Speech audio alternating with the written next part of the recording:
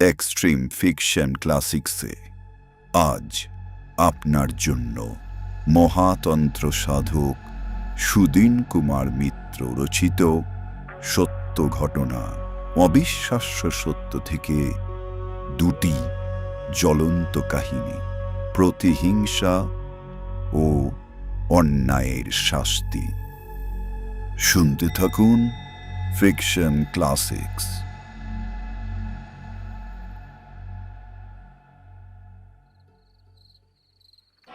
আজকের গল্প সত্য মাতৃসংঘ জনকল্যাণ আশ্রম কর্তৃক সংগৃহীত।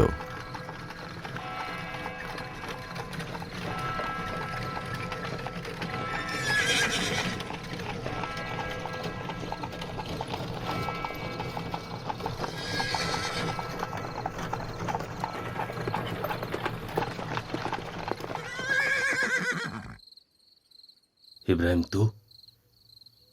तू इतनी रात में यहाँ क्या कर रहा है? आज मेरा भतीजा का जन्मदिन है और मैं उनका इकलौता चाचा हूं। मैं उनको कोई तोहफा नहीं दूंगा। ये कैसे हो सकता है भैया? क्या भाभी जी, मैं कुछ गलत बोल रहा हूं क्या? इब्राहिम, तू यहां से चला जा यहां से। मैं बहुत दिन से इंतजार कर रहा हूं आज का ये दिन के लिए। तुम लोगों का कितना अच्छा सा संसार है ये, और इतना प्यारा सा एक लड़का, और भाभी जी जैसा बहू। इब्राहिम, तू बोलना क्या चाहता है? हाँ, यकीन कर मेरा, मैं कुछ बोलना नहीं चाहता हूं।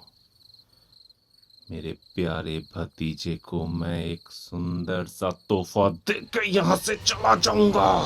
इब्राहिम, क्या कर रहा है तू? अरे छोड़ उनको, छोड़, अरे छोड़।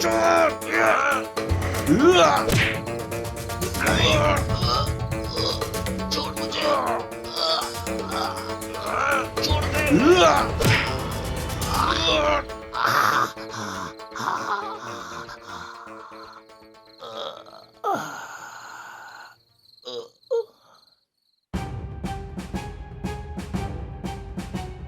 আপনারা শুনছেন এক্সট্রিম আর্টসের বিশেষ নিবেদন ফিকশন ক্লাসিক্স, বাংলা সাহিত্যের নতুন ঠিকানা।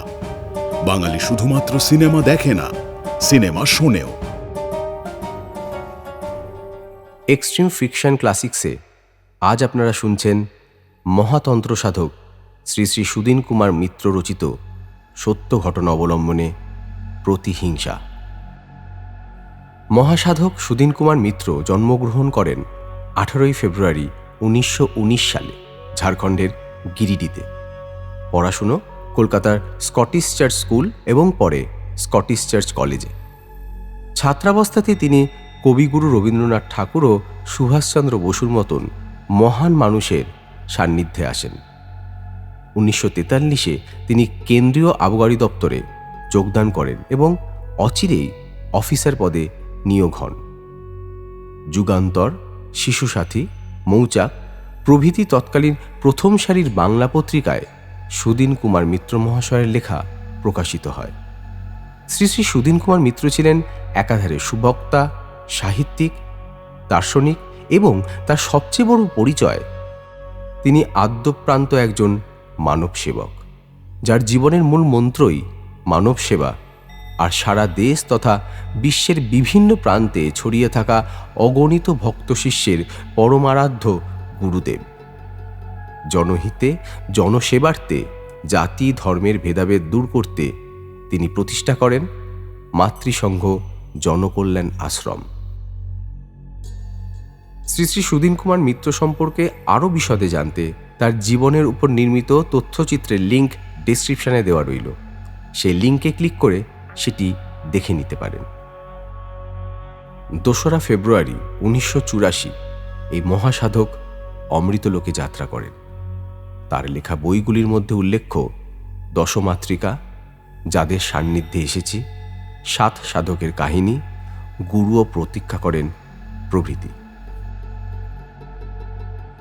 আজকের কাহিনীটি আমরা নিয়েছি মাতৃসংঘ জনকল্যাণ আশ্রম থেকে প্রকাশিত অবিশ্বাস্য সত্য বইটির প্রথম খণ্ড থেকে। মহাতন্ত্র সাধক এই লেখকের জীবনের বিভিন্ন সময়ে ঘটে যাওয়া অতৃপ্ত প্রেতাত্মাদের চাঞ্চল্যকর কাহিনী নিয়ে তিনি লিপিবদ্ধ করেন তার এই অবিশ্বাস্য সত্য গ্রন্থটি। প্রখ্যাত সাহিত্যিক নিহার রঞ্জন গুপ্ত এই গ্রন্থটির প্রসঙ্গে বলেন, অবিশ্বাস্য সত্য যা সূর্যের আলোর মতোই সত্য, এক বিচিত্র লোকের কাহিনী, কল্পনার তুলিতে বা লেখনীতে আঁকা নয়, সত্যের কোষ্ঠী পাথরে প্রমাণিত। বিশ্বাস করা বা না করা শ্রোতা বন্ধুদের ব্যক্তিগত বিষয়। এর আগে এক্সট্রিম আর্টসের নিবেদনে আপনারা শুনেছেন অবিশ্বাস্য সত্য থেকে গৃহীত কাহিনী হাত কাটা নারী। গল্প পাঠে ও লেখকের ভূমিকায় মঙ্গল মুখার্জি। অন্যান্য চরিত্রে বুয়া ভট্টাচার্য, নীলাক্ষী চ্যাটার্জি, প্রাপ্তি বিশ্বাস ও শুভম ব্যানার্জি। শুরু হচ্ছে অবিশ্বাস্য সত্য থেকে নেওয়া প্রতিহিংসা। দানাপুর ক্যান্টনমেন্ট। পাড়াটার নাম এমলিতল মহল্লা। দার্জিলিং থেকে বদলি হওয়ার পরে সেখানে এসে উঠেছিলাম রামেশ্বর মিশ্রজির বাড়ির দোতলার একটা ফ্ল্যাটে। বাড়িটাতে ছিল 4টে ফ্ল্যাট, 2টো একতলায় আর 2টো দোতলায়। ওই অঞ্চলে তখনও ইলেকট্রিক আলোর প্রচলন হয়নি। দানাপুরে তখন বাড়ি ভাড়া পাওয়া ছিল খুবই দুষ্কর। ভাগ্যক্রমে ওই বাড়িটার দোতলার একটা ফ্ল্যাটের ভদ্রলোক MES বিভাগের এক কর্মচারী, দিন 2 আগে বদলি হয়ে গিয়েছিলেন, তাই ফ্ল্যাটটা পেয়ে গিয়েছিলাম। বেশ কাটছিল দিনগুলো। দানাপুর তখন ছিল খুবই সস্তাগন্ডার জায়গা। অন্য ফ্ল্যাটগুলির বাসিন্দারা ছিলেন ওই অঞ্চলেরই লোক। সকলেই ছিলেন খুবই শান্তিপ্রিয়। শান্ত ফ্ল্যাটগুলিকে মুখর করে রেখেছিল একতলার বাঁ দিকের ফ্ল্যাটের বাসিন্দাদের ছোট্ট একটি চপল শিশু। শিশুটি ছিল হাস্যময় কলগুঞ্জনে ভরা। তাকে দেখলেই কোলে তুলে আদর করতে ইচ্ছে করত। ওই ফ্ল্যাটটায় থাকতেন প্রসাদ বাবুরা, স্বামী স্ত্রী ও ওই ছোট্ট শিশুটিকে নিয়ে তাদের সংসার। প্রসাদবাবু করতেন ঠিকাদারি ব্যবসা। বাইরে যাতায়াতের সময় দেউড়ির কাছে তার সঙ্গে মাঝে মাঝে দেখা হতো। তার স্ত্রীর সঙ্গে তেমন পরিচয় হয়নি। তাঁরা ছিলেন একটু পর্দাসীন। অন্য ফ্ল্যাটগুলির কোনো বাসিন্দাদের সঙ্গে আলাপ পরিচয় হয়নি। সারাটা দিনই কেটে যেত প্রায় অফিসের কাজে, আর রাত্রিটা কাটাতাম শ্মশান ঘাটে পূজাপাঠ আর ক্রিয়াকর্ম নিয়ে। কয়েকদিন ধরে শিশুটির কলগুঞ্জন শুনতে পাচ্ছিলাম না এবং তাকে দেখতেও পাচ্ছিলাম না। তখন ছিল গ্রীষ্মকাল আর চলছিল তাপপ্রবাহ। রাত্রে ছাদের উপর মাদুর বিছিয়ে শুয়েছিলাম। প্রচণ্ড গরমে কিছুতেই ঘুম আসছিল না। হঠাৎ কানে এলো নারী কণ্ঠে কান্নার উচ্চস্বর। ছাদের পাঁচিলের পাশ থেকে বাইরের ফ্ল্যাটের খোলা দরজা দিয়ে দেখলাম প্রসাদবাবুর স্ত্রী সেই শিশুটিকে কোলে নিয়ে খুব জোরে জোরে কাঁদছেন, আর তার পাশে দাঁড়িয়ে কোছার খুঁটটা চোখে চাপা দিয়ে কাঁদছেন প্রসাদবাবু। কর্তব্য হিসাবে নিচে নেমে এলাম একটি গেঞ্জি পরে এবং প্রসাদবাবুর সঙ্গে দেখা করলাম। তার কাছে জানতে পারলাম, বাবুজি রাত 11:15 নাগাদ আমার একমাত্র লড়কা রামজি মারা গেল। দিন 7 আগে থেকে হঠাৎ খুব বুখার হয়েছিল। ডাক্তার বাবু আগরওয়ালজি বেলা ওকে দেখতে আসছিল। উনি বললেন কি ছেলেটার নাকি নিউমোনিয়া হয়েছে। চিকিৎসা হচ্ছিল এবং সেরে উঠছিল। আজ 17ই মে, রামজির জন্মদিন। আজ ওর 4 বছর পড়ল। একটা নতুন শার্ট আর একটা প্যান্ট কিনে এনেছিলাম, ওটাই পরানো হয়েছিল। আজও নিজে উঠে বসেছিল, কিন্তু কিন্তু রাত 11টা থেকে হঠাৎ দেখা দেয় একটা অদ্ভুত শ্বাসকষ্ট, আর আধ ঘন্টার মধ্যেই মুখটা কেমন নীল হয়ে গেল। তারপরেই সব সব শেষ, সব শেষ। প্রসাদবাবুর দু চোখ দিয়ে তখনও জল ছুটছিল। যতটুকু পেরেছিলাম তাকে সান্ত্বনা দিয়েছিলাম। ভোরে শিশুটির সৎকারের কাজে আমিও যোগ দিয়েছিলাম। শ্মশান ঘাটে প্রসাদবাবুর পাশে চুপচাপ বসেছিলাম। তিনি আপন মনে বলে চলেছিলেন, আপনারা বিশ্বাস করবেন কিনা জানি না বাবুজি, আমার মনে হয় এই ফ্ল্যাটটার জমিটাই দূষিত। সেখানে মনে হয় কোনো ভটকতি হুই আত্মার আনাগোনা আছে বাবুজি। প্রতি রাতে প্রায় 12টার সময় ওই হল ঘরের পাশের ঘরে আমরা জোরে জোরে চলাফেরার ধূপধাপ আওয়াজ পেতাম বাবুজি। রামজি জেগে থাকলে ওই সময় ভীষণ ভীষণ ভয় পেত। ঘুমিয়ে থাকলে আচানক ওর ঘুম ভেঙে যেত। স্তব্ধ বিস্ময়ে প্রসাদবাবুর কথাগুলো শুনছিলাম। তাকে জানিয়েছিলাম, এসব জিনিস আমরাও বিশ্বাস করি। রাতে হারিকেন লন্ঠন জ্বালা থাকলে ওটা আপনি নিভে যেত। আমরা 2 বছর ওই ফ্ল্যাটে আছি, কোনোদিন কিছু দেখিনি, কিন্তু আমার স্ত্রী প্রায়ই বলতো ওই ঘরে একটা শব্দ আছে, কথা বলার শব্দ। কাল যখন ডাক্তার আগারওয়ালকে ডাকতে গিয়েছিলাম, সেই সময় আমার স্ত্রী নাকি শুনতে পায় জোরে জোরে চলাফেরা করার ধূপধাপ শব্দ। আর তার কেবলই মনে হচ্ছিল একটা ছায়ামূর্তি দরজার সামনে বারান্দাটায় ছুটাছুটি করছে। ঠিক সেই সময় লন্ঠনটা নিভে যায়। আমার স্ত্রী টর্চ জ্বালে, দেখে কি রামজির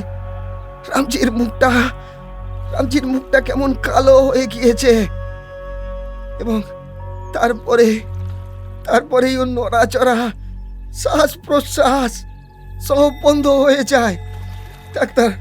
ডাক্তারবাবুকে নিয়ে যাই। বাড়িতে গিয়ে দেখি রামজি মারা গিয়েছে।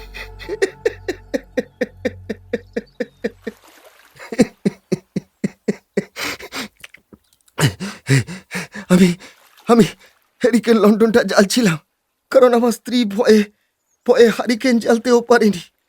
ও টর্চ জ্বেলেই বসেছিল। আগের দিন রাত্রে তার স্ত্রীর কান্নার শব্দে যখন নিচে তাদের ফ্ল্যাটে গিয়েছিলাম, তখন কিরকম যেন একটা গন্ধ আমার নাকে এসেছিল, যে গন্ধটা শ্মশান ঘাটে পূজা করার সময় আমি পাই। দিন 3 পরেই প্রসাদবাবু দেখা করতে এলেন এবং জানিয়ে গেলেন, বাবুজি, আমরা এই মহল্লা ছেড়ে চলে যাচ্ছি। এ বাড়িতে আর থাকা যাবে না। এ বাড়ির প্রতিটা জিনিসই রামজির দর্দনাক স্মৃতি জড়িয়ে আছে। আমার বিবি সারাদিন লড়কাটার কথা ভেবে কান্নাকাটি করছে।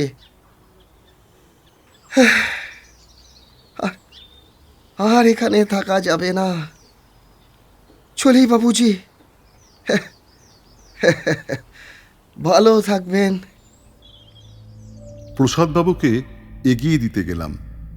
বাইরে একটা ঠেলা ভর্তি জিনিসপত্র ও রিক্সা দাঁড়িয়েছিল। প্রসাদবাবুদের সঙ্গে আমার মাত্র কয়েকটা দিনের জানাশোনা, তবুও তারা চলে যাওয়াতে মনটা ভালো লাগছিল না। সেদিন অফিসে গিয়ে একটা চিঠি পেলাম। আমাদেরই কলকাতা অফিসের বড়বাবু বিমান ভট্টাচার্য 2 দিন পরেই দানাপুরে বদলি হয়ে আসছে। সঙ্গে তার স্ত্রী ও একমাত্র শিশুপুত্র অশোকও আসবে। তাদের রেখে আসবার কোনো জায়গা নেই। আমি যদি তাদের উঠবার জন্য ছোট একটা বাসাবাড়ির ব্যবস্থা করে দিই, তাহলে তারা খুব উপকৃত হবে। সেই দিন অপরাহ্নে বিমানের টেলিগ্রাম পেলাম এবং জানতে পারলাম তারা মাত্র 2 দিন পরে দানাপুর স্টেশনে এসে পৌঁছেবে। অফিস থেকে একটু তাড়াতাড়ি বেরিয়ে পড়লাম আমি। বাড়িওয়ালা রামেশ্বর মিশ্রজির সঙ্গে দেখা করলাম। 50 টাকা ভাড়ায় একতলা বাঁদিকের ওই ফ্ল্যাটটা ভাড়া নেওয়ার ব্যবস্থা করলাম। তারপর বিমানকে একটা টেলিগ্রাম করে দিলাম। পরের দিন ফ্ল্যাটটার চুনকামও করানো হয়ে গেল। যথাসময়ে বিমান স্ত্রী বন্দনা ও ছেলে অশোককে নিয়ে দানাপুরে পৌঁছে গেল। ছোট শিশু অশোককে আমি দেখেছিলাম তার অন্নপ্রাশনের সময়। সেই অশোকের বয়স তখন হয়েছে প্রায় 4। রামজির মতো অশোকও খালি গায়ে একটা জাঙ্গিয়া পরে সারা একতলাটাকে কলগুঞ্জনে মুখর করে রেখেছিল। প্রায়ই সে দোতলায় আমার ফ্ল্যাটে ছুটে আসতো টফি আর লজেন্সের জন্য। আমিও প্রায় প্রতিদিন সন্ধ্যায় তাদের ফ্ল্যাটে চলে যেতাম, চা খেতাম, অশোককে ছড়া শেখাতাম। জেঠু তুমি কি করছো? এই যে পড়াশোনা করছি। তুমিও পড়াশোনা করো? হ্যাঁ, আমিও করি।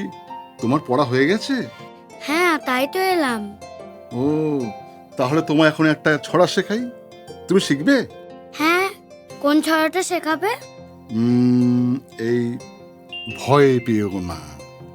হ্যাঁ, শেখাই, বলি, তুমি আমার সঙ্গে সঙ্গে বলবে। হ্যাঁ, ভয় পেও না, ভয় পেও না, ভয় পেও না, ভয় পেও না, তোমায় আমি মারবো না, তোমায় আমি মারবো না, সত্যি বলছি, সত্যি বলছি, কুস্তি করে তোমার সঙ্গে পারবো না, কুস্তি করে তোমার সঙ্গে পারবো না, মনটা আমার বড্ড নরম, মনটা আমার বড্ড নরম, হাড়ে আমার রাগটি নেই, হাড়ে আমার রাগটি নেই, না, হাড়ে আমার রাগটি নেই, হাড়ে আমার রাগটি নেই, বাহ, তোমায় আমি চিবিয়ে খাবো, তোমায় আমি চিবিয়ে খাবো, এমন আমার সাধ্যি নেই, এমন আমার সাধ্যি নেই, মাথায় আমার শিং দেখে ভাই, মাথায় আমার শিং দেখে ভাই, না না, মাথায় আমার শিং দেখে ভাই, মাথায় আমার শিং দেখে ভাই, ভয় পেয়েছো কতই না, ভয় পেয়েছো কতই না,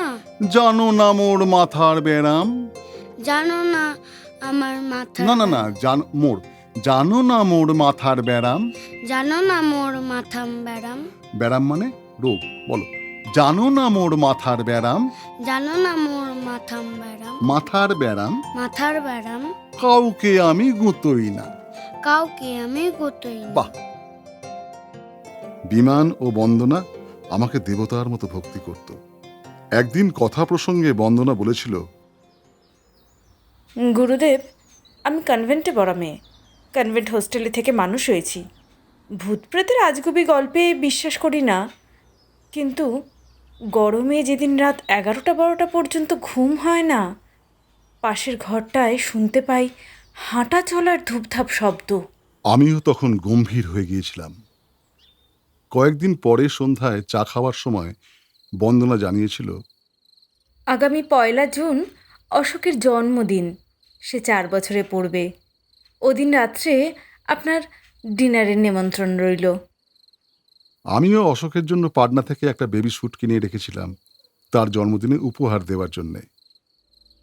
মে মাসের শেষ দিকে একদিন সন্ধ্যায় বিমান ও বন্দনা জানালো হঠাৎ অশোকের খুব জ্বর হয়েছে। প্রচণ্ড গরমের জন্য ও তাপপ্রবাহের স্পর্শে এরকম জ্বর ওই অঞ্চলে প্রায়ই হতো এবং স্থানীয় লোকেরা রোগীদের সে সময় খাওয়াতেন আম পোড়ার শরবত এবং হাতের তালুতে ও পায়ের তালুতে আম পোড়া মাখিয়ে দিতেন। 2 দিন ধরে অশোকের চলল সেই চিকিৎসা, কিন্তু তার জ্বরের কোনো উপশম হলো না। আমি নিজে পাটনা থেকে একজন ভালো ডাক্তারকে নিয়ে এসেছিলাম। সেদিন ছিল 31শে মে। ডাক্তারবাবু নানা রকম পরীক্ষা নিরীক্ষার পরে জানিয়েছিলেন রোগটা ম্যানেঞ্জাইটিসের দিকে যাচ্ছে। চিকিৎসা চলতে লাগলো।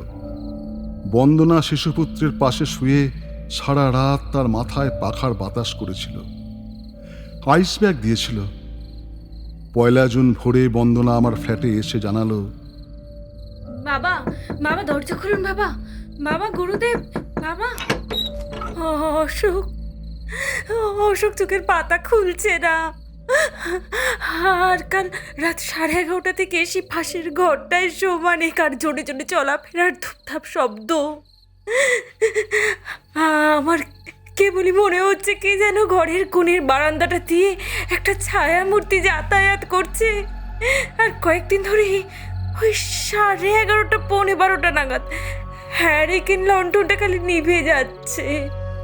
মনে পড়ল প্রসাদবাবুর মুখে শোনা রামজির মৃত্যুর পূর্বের ঘটনাগুলো। বন্দনাকে জানিয়েছিলাম সেদিন 1 জুন তারিখে অশোকের জন্মদিন উপলক্ষে আহারাদি বন্ধ রাখার জন্যে, এবং সেদিন রাত্রে আমি নিজে থাকব তাদের ঘরটায়, আমার দড়ির খাটিয়ার উপর বিছানা করে। বন্দনা তাতে খুবই আশ্বস্ত হয়েছিল, এবং সেদিন রাত্রে বাড়িতে যা যা রান্না হবে তা একত্রে খাওয়ার জন্য অনুরোধ করেছিল। অপরাহ্নের দিক থেকেই অশোকের জ্বর 104 ডিগ্রির জায়গায় 100 ডিগ্রিতে নেমেছিল। বিকেলে বন্দনা তাকে আমার আনা বেবিসুটটা পরিয়েছিল, কপালে চন্দনের টিকাও পরিয়ে দিয়েছিল। অত জ্বরভোগের পরেও সেদিন বেশ সুন্দর ও সতেজ দেখাচ্ছিল অশোককে। সন্ধ্যা 6:30 দেখা গেল অশোকের জ্বর ক্রমশই বাড়ছে। রাত্রি 9টা নাগাদ ওই জ্বর 105 ডিগ্রিতে উঠল। আমি পাটনা থেকে সেই বড় ডাক্তারটিকে নিয়ে এলাম। তিনি নতুন ওষুধ দিয়ে গেলেন, এবং জ্বর যদি না কমে তাহলে তাকে জানাবার কথাও বলে গেলেন। অশোকের জ্বর সামান্য একটু কমলে সেদিন জন্মদিনে বন্দনা ভাত আর মাছের ঝোল ছাড়া আর কিছুই রান্না করেনি।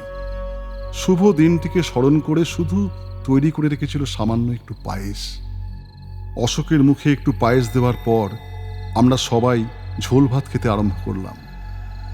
এমন সময় হঠাৎ হ্যারিকেন লণ্ঠনটা গেল নিভে, এবং হলঘরের পাশ থেকে শুনতে লাগলাম দ্রুত পদে ছোটাছুটি করার ধূপধাপ শব্দ। টর্চের আলোয় রিস্ট ওয়াচটায় দেখলাম তখন রাত 11:30। হঠাৎ নজরে এলো দরজার সামনে দিয়ে একটা ছায়া মূর্তি হলঘরের থেকে হন্তদন্ত হয়ে ছুটে যাচ্ছে। পরনে তার চেক কাটা লুঙ্গি, মুখে চাপ দাড়ি, মাথায় ঝাঁকড়া চুল, গলায় কালো কারে বাঁধা একটা চৌকো পিতলের তাবিজ। এক নিমেষে আমি টর্চ লাইটটা নিয়ে সেই ছায়া মূর্তিটাকে অনুসরণ করলাম। মূর্তিটা দ্রুত পদে ভিতরের বারান্দার শেষ কোণে হলঘরের পাশে 3য় কামরাটায় ঢুকল, এবং সেখানে একটা উঁচু বেদির কাছে হঠাৎ অদৃশ্য হয়ে গেল। তখন আমার নাকে আসছিল সেই বীভৎস গন্ধটা, যেটা আমি শ্মশানঘাটে পূজা অর্চনার সময় পেয়ে থাকি। এই রহস্য উদ্ঘাটনের কথা ভাবছিলাম, কিন্তু বন্দনার আর্তস্বর, বাবা এখনই আসুন, অশোক কিরকম করছে, অশোক বাবা। শুনে আমি ছুটলাম বিমানের ঘরে। সেখানে গিয়ে দেখলাম অশোকের মুখটা একেবারে কালো হয়ে গেছে। সে বার দুই হাঁ করার পরে নিস্তেজ হয়ে চোখ বুঝল। তার নাড়িটা টিপে বুঝলাম সব কিছু শেষ হয়ে গেছে। সেই রাত্রে ছুটলাম পাটনায় ডাক্তারবাবুর কাছে। তিনি সবই শুনলেন, এবং অশোককে একবার পরীক্ষা করবার পরেই ডেথ সার্টিফিকেট লিখে দিয়ে গেলেন। ডাক্তারবাবু চলে যাওয়ার পরে বন্দনা ও বিমান যখন অশোকের মৃতদেহের পাশে বসে কাঁদছিল, আমি চলে গেলাম হলঘরের পাশে সেই ঘরটাতে। আমার এক হাতে ছিল হ্যারিকেন লণ্ঠন, এবং অন্য হাতে অষ্টধাতুতে গড়া সেই পবিত্র ত্রিশূল। পকেটে টর্চটাকেও নিয়েছিলাম। ঘরের কোণে যে বেদিটার কাছে সেই মুসলমান লোকটির প্রেতাত্মা অদৃশ্য হয়ে গিয়েছিল, সে জায়গাটা ভালো করে পরীক্ষা করে দেখলাম। সেই বেদির উপরে বন্দনা পেতেছিল আদ্যামায়ের ও লক্ষ্মীর আসন, ফুল বেলপাতা ইত্যাদি চারপাশে ছড়ানো, আর অন্য পাশে ছিল নিভে যাওয়া প্রদীপ ও একটি ধূপদানি। সেখানে বসে পড়লাম, এবং মিনিট দুয়েকের মধ্যেই আমার সামনে আবির্ভূত হল স্থূল দেহে সেই মুসলমান ভদ্রলোকের প্রেতাত্মা। পরনে চেক কাটা সবুজ রঙের লুঙ্গি, খালি গা, লোমে ভরা দেহ, মুখে চাপ দাড়ি, গোঁপ, মাথায় কোঁকড়া চুল, গলায় কালো কাড়ে বাঁধা একটা চতুষ্কোণ পিতলের তাবিজ। তার একটা চোখ গিয়েছিল খুব ফুলে, সম্ভবত খুব জোরে ঘুষি মারার জন্যে। তার তলায় ছিল কালো শিরার ঘন কালো দাগ। কণ্ঠনালীটা ছিল কাটা এবং সেখানে শুকনো রক্ত কালো হয়ে জমাট বেঁধেছিল। দৃঢ় কণ্ঠে তাকে জিজ্ঞাসা করেছিলাম, কি নাম তোমার? কেন তুমি এখানে পড়ে আছো? আর কেন এভাবে শিশু হত্যা করে চলেছ?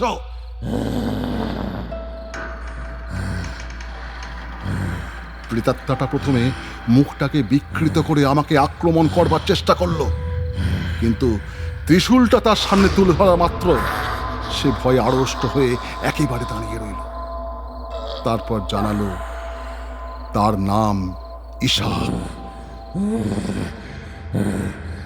আমার নাম ঈশা।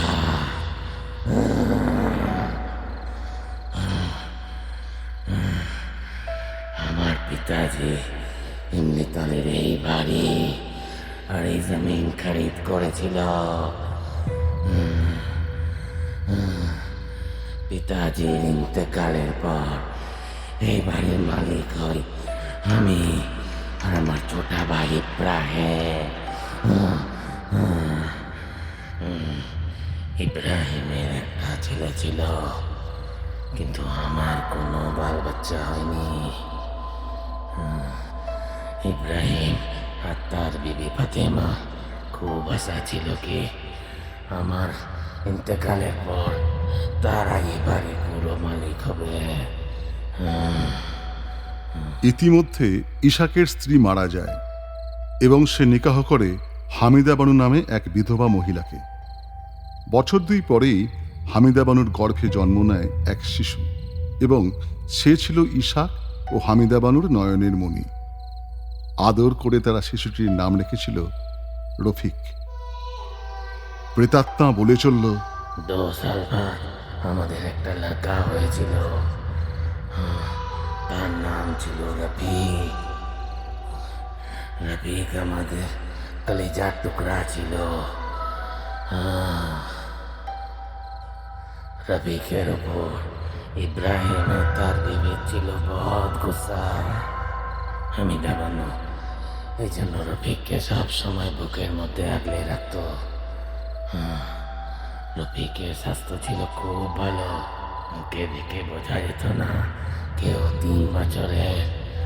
ওকে দেখে লাগতো ও 4 বছরের লড়কা। রফিক যখন 4 বছরে পড়বে তখন ওর আম্মির সাথে পাটনা গিয়েছিল ওর মামার বাড়ির জন্মদিন মানানে। রাত তখন 11। আমার বিবি পাটনা থেকে রফিককে নিয়ে এই बाड़ी से पहुंचा लो। इब्राहिम पहले सब कुछ षड्यंत्र करके रखा था। रफीक जब घर में घुसा तब 2 हाथ से उसका गला दबा गया। उसका मुंह पूरा काला हो गया था। थोड़ी देर बाद रफीक मेरे गोद पे दम घुटा दिया।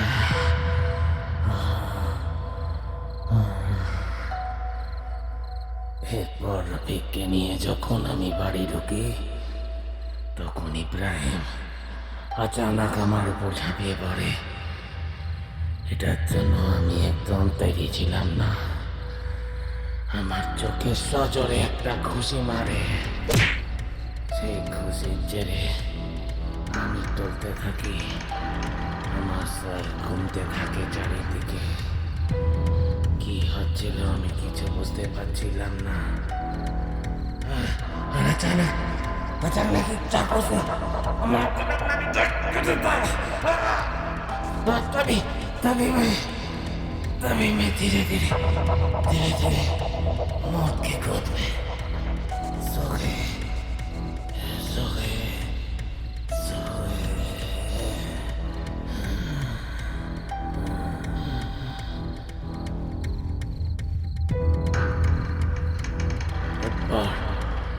প্রেম এই ঘরে রেবেকা আমাকে দফন করেছিল, এই জায়গাতে, এই জায়গাতে। যে বেদিটার উপরে বন্দনা পেতেছিল তার ঠাকুরের আসন, সেই বেদিটাই আসলে ইসহাক ও রফিকের কবর। এই কুকার্যের কথা পাছে প্রকাশ পায় এবং ইব্রাহিম পুলিশে ধরা পড়ে যায়। সেই ভয়ে ইব্রাহিম ওই রাতেই ঘটনাটির একমাত্র সাক্ষী হামিদা বানুকে হত্যা করে গাঙের জলে ভাসিয়ে দিয়েছিল। এই কথা বলার পরে ইসহাকের প্রেতাত্মা কিছুক্ষণের জন্য স্তব্ধ হয়ে দাঁড়িয়ে রইল এবং তারপর আবার বলে চলল, এরপর ঠিক 7 দিন बाद আমি ইব্রাহিমের লড়কা আজাদকে জাহান্নামে টেনে নিয়ে গিয়েছিলাম, ঠিক ঠিক ওইভাবে যেভাবে ও আমার রফিককে গলা দাবিয়ে মেরে দিয়েছিল, ঠিক ঠিক ওইভাবেই আমি ওকে খতম করে দিয়েছিলাম।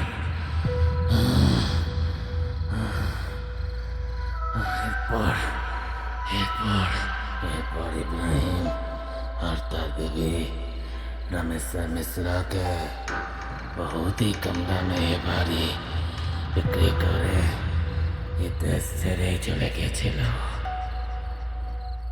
लेकिन हमारी आत्मा ये दर्द সইতে পারছিল না, আর এই তখন থেকেই আমি এই বাড়ির মধ্যেই ঘোরাফেরা করি। এই বাড়ির মধ্যে কোনো 4 সালের বাচ্চা এলেই তাকে আমি ওই জাহান্নামে টেনে নিয়ে যাই। কিন্তু ইসহাকের প্রেতাত্মা সেই থেকে দুঃসহ কষ্টে অস্থির হয়ে বেড়াচ্ছে এবং ওই চৌহদ্দির মধ্যে যে কোনো শিশু 4 বছর বয়সে পড়া মাত্র সে তাকে প্রেতলোকে টেনে নিয়ে যাচ্ছে। এই প্রতিহিংসা তার কাছে একটা নেশা হয়ে দাঁড়িয়েছে। ইসহাককে আমি কথা দিয়েছিলাম, তোমার ও রফিকের আত্মার শান্তির ব্যবস্থা আমি করে দেব, তবে ভবিষ্যতে একটি শিশুকেও তুমি প্রেতলোকে টেনে নিয়ে যেতে পারবে না। ইসহাক সে কথায় রাজি হয়েছিল। সেই রাত্রেই বিমানের সাহায্যে একটা শাবল ও গাঁইতি নিয়ে ভেঙে ফেলেছিলাম সিমেন্টের বাঁধানো সেই বেদি, এবং একটু খোঁড়ার পরেই পেয়ে গিয়েছিলাম ইসহাক ও রফিকের কঙ্কাল। পাশের ঘরে তখনও বন্দনা সদ্য মৃত শিশু অশোকের দেহটাকে নিয়ে আড়ষ্টভাবে বসেছিল। একটা চটের থলের মধ্যে ইসহাক ও রফিকের কঙ্কাল দুটো ভরে অশোকের সৎকারের সময় গাঙের ঘাটে নিয়ে গিয়েছিলাম এবং তাদের মুক্তি কামনা করে গাঙের জলে ফেলে দিয়েছিলাম। বাড়িতে ফেরার পর রাজমিস্ত্রি ডেকে নতুন করে বাঁধিয়ে দিয়েছিলাম বেদি এবং তার উপরে মঙ্গল ঘট বসিয়ে মায়ের পুজো করেছিলাম সেদিন রাত্রে। সেদিন রাত্রে বা পরে ওই অভিশপ্ত ফ্ল্যাটটায় আর প্রেতাত্মার উপদ্রব তেমন দেখা যায়নি। সেদিন থেকে মাস 2 মধ্যেই বন্দনার দেখা দিয়েছিল সন্তান সম্ভাবনা।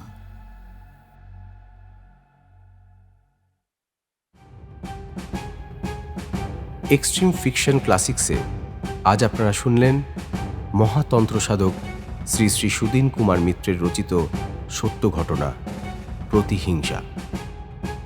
লেখকের চরিত্রে ও গল্প পাঠে মঙ্গল মুখার্জি, প্রসাদবাবু বুয়া ভট্টাচার্য, বন্দনা প্রাপ্তি বিশ্বাস, অশোক নীলাক্ষী চ্যাটার্জি, ইসহাক শুভম ব্যানার্জি, শব্দগ্রহণ সঞ্জয় চট্টোপাধ্যায়, শব্দ পরিকল্পনা ও আবহ নির্মাণ অর্ঘ্য ঘোষ, সমগ্র পরিকল্পনা স্ক্রিপ্ট ও পরিচালনা দেবজ্যোতি ঘোষ।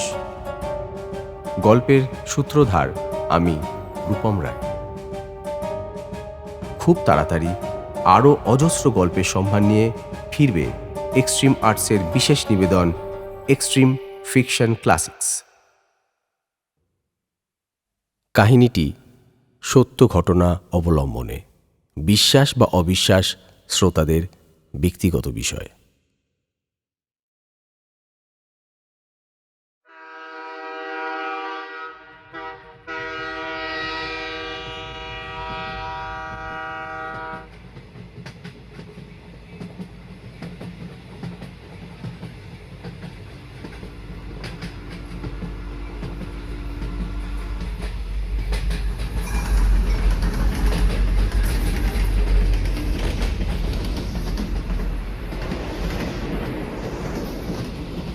দিল্লিগামী ডিলাক্স ট্রেনটির ফার্স্ট ক্লাস কামরার মধ্যে অমৃত কর আহারাদি সেরে লোয়ার বার্থে শুয়ে পড়েছিলেন। তার পায়ের কাছে বসে গ্লাসের পর গ্লাস স্কচ হুইস্কি শেষ করছিল সে। নৈনি স্টেশন পৌঁছতে ট্রেনটার এখনো বেশ খানিকটা দেরি।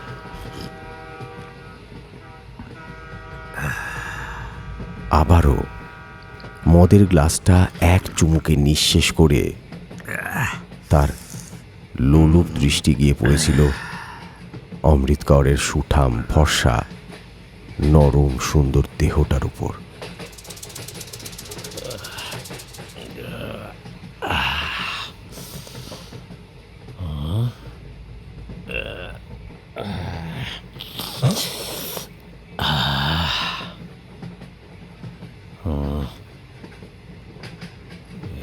क्या जवानी है।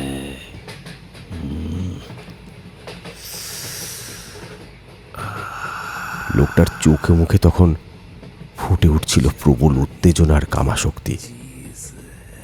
এবার তার হিতাহিত জ্ঞান গেল লোপ পেয়ে।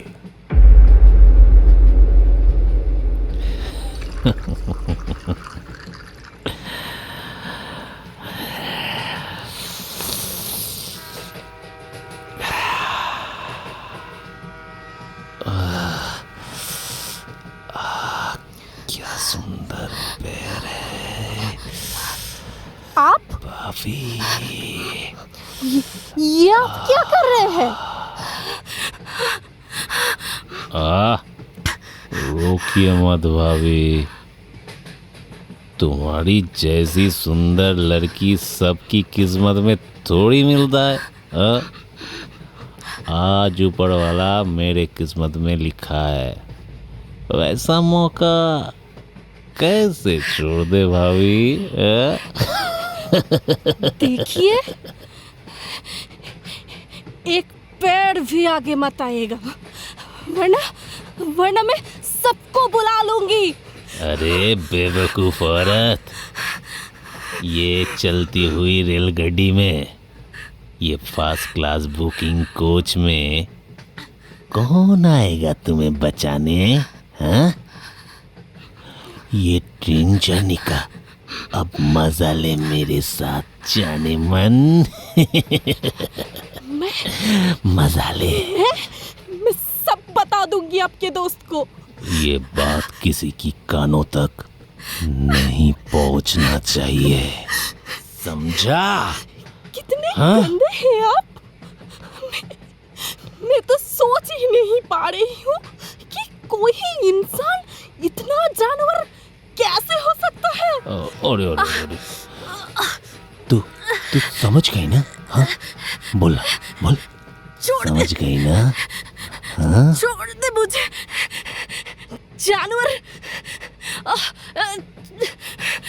जानवर कहीं के। बिल्कुल बताऊंगी तेरे इस अच्छे चेहरे के पीछे जो जानवर छुपा है ना, बोलेगी? वो मैं सबके सामने ला दूंगी। अरे मेरे क्या होगा? तब तो मैं मर जाऊंगा। हाँ? अरे जा जा जा जा जा, सबको बोल दे, जा। अरे बेवकूफ, बोलेगी तब ना जब तू जिंदा रहेगी।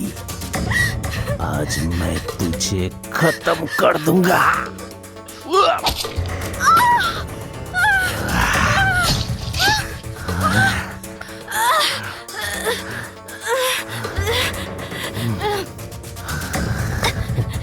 मेरे को तुम मार दिया ना, पर मरने से पहले मैं बता के जाती हूँ, वाहिगुरु की कसम, इस जहरीली ट्रेन को मैं बर्बाद करके रख दूंगी।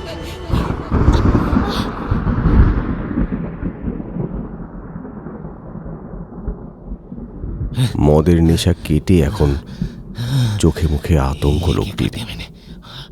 हे भगवान, ये क्या कर दिया मैंने? ভয়ে সে আবার তার সদ্য রক্ত পান করা ছুরিটা তুলে নিল इसको काट दो। আর মেতে গেল পৈশাচিক উন্মাদনায়।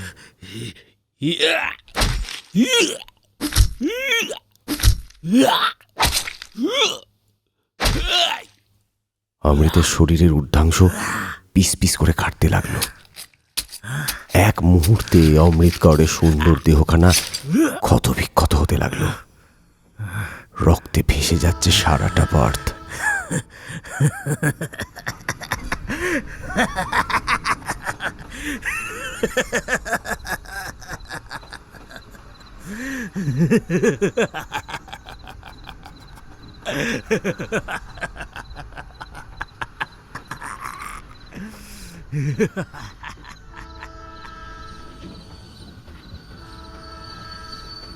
হঠাৎ রেল লাইনের সিগন্যাল না পাওয়ায় ট্রেনটি থেমে গেল হর্ন দিতে দিতে। পরিস্থিতি বুঝে লোকটা রক্ত মাখামাখি ছুরিটা অমৃতের সালমা চুমকি দেওয়া সালোয়ারে মুছে নিয়ে খাপে ভরে ফেলেছিল আর এক লাফে ট্রেন থেকে নেমে গেল। সিগন্যাল গ্রিন হলো।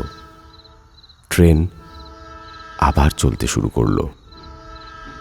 ভেতরে নীরবে পড়ে রইল একটা সদা হাস্যময়ী মিষ্টি মেয়ের ক্ষতবিক্ষত নিথর শরীরটা।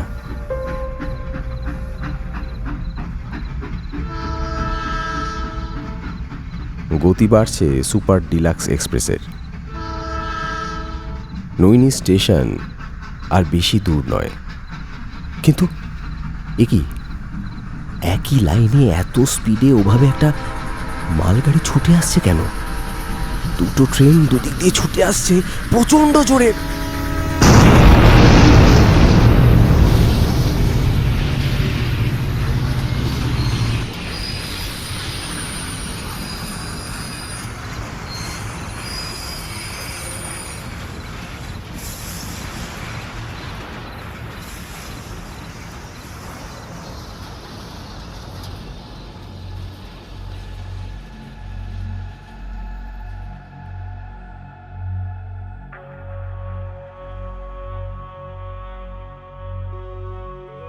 এক্সট্রিম ফিকশন ক্লাসিক্সে আজ শুনছেন মহান তন্ত্রসাধক শ্রী সুদিন কুমার মিত্র রচিত সত্য ঘটনা অবিশ্বাস্য সত্য ধারাবাহিক থেকে তৃতীয় নিবেদন, অন্যায়ের শাস্তি,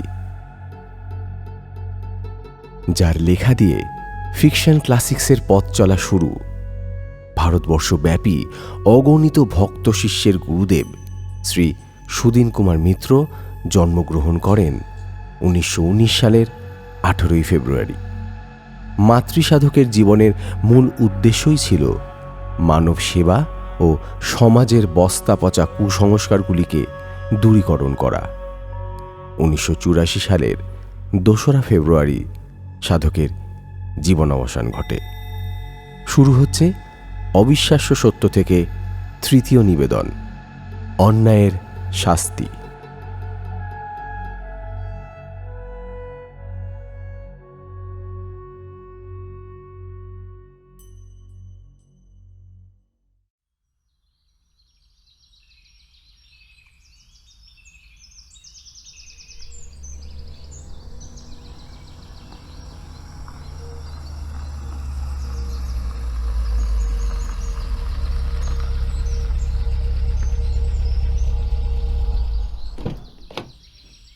आइए आइए बाबूजी, अंदर आइए।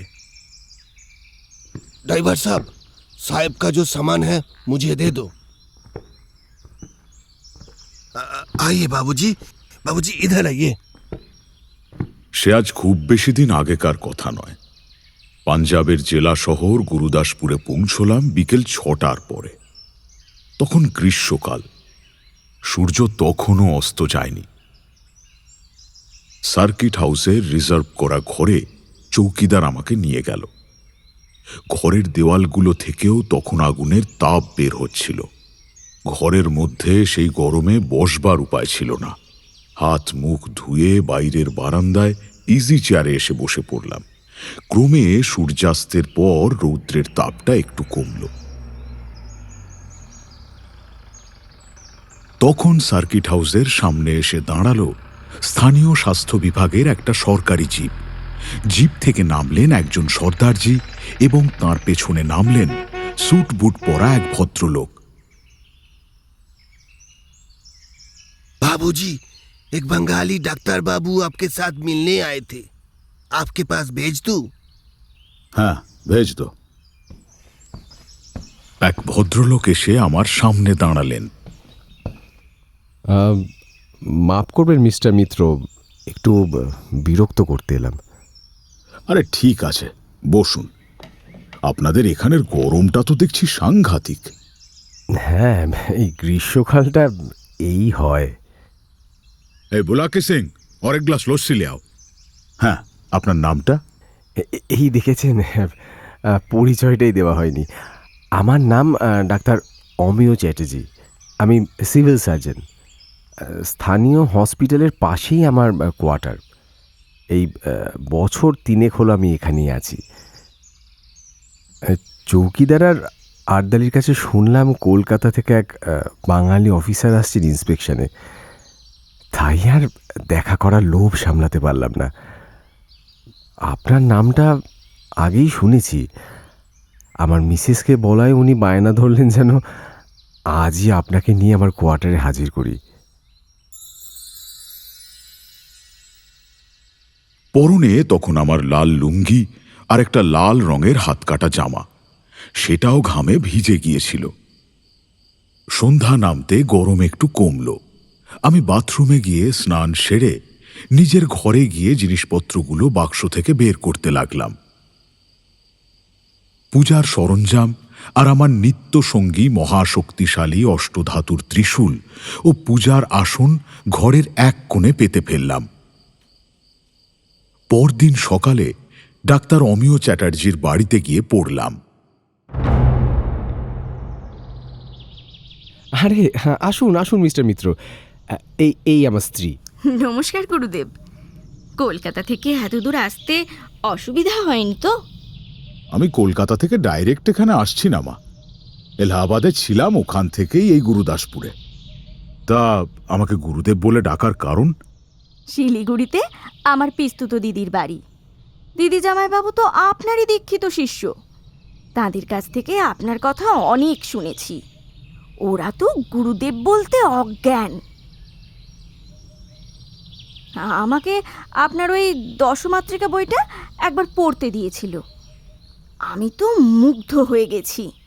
সেই থেকে মনে মনে কতবার ভেবেছি একটিবার যদি আপনার সাক্ষাৎ পেতাম।